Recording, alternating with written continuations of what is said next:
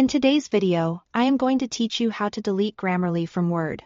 If Grammarly has been cluttering your ribbon or you simply don't need it in Microsoft Word anymore, I'll walk you through a clean and simple way to remove the add, and so it no longer appears while you are working. First, open Microsoft Word. Any recent version works for this process.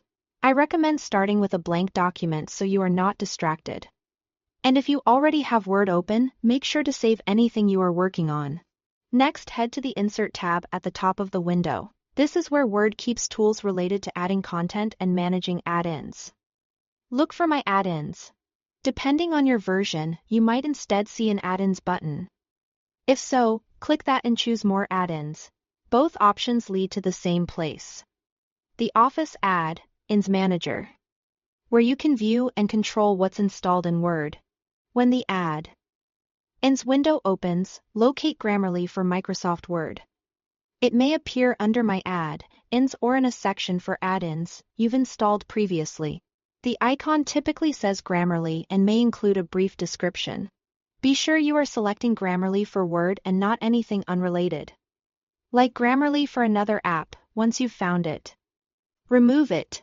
You can click the three dots next to the Grammarly entry, or simply right-click the icon, then choose Remove. If a confirmation message appears, go ahead and confirm. This action removes the Grammarly add-in from Word, so it won't load or show up in your ribbon. Don't worry, this doesn't affect your documents, your Word settings beyond this add-in, or any files on your computer. To finalize the change, restart Word. Save your open files, close Word completely, and then open it again. This refresh ensures the add-in is fully unloaded.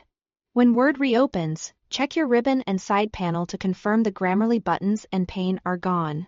If you want extra confirmation, you can revisit Insert, open My Add-ins or More Add-ins and verify Grammarly no longer appears in your active list.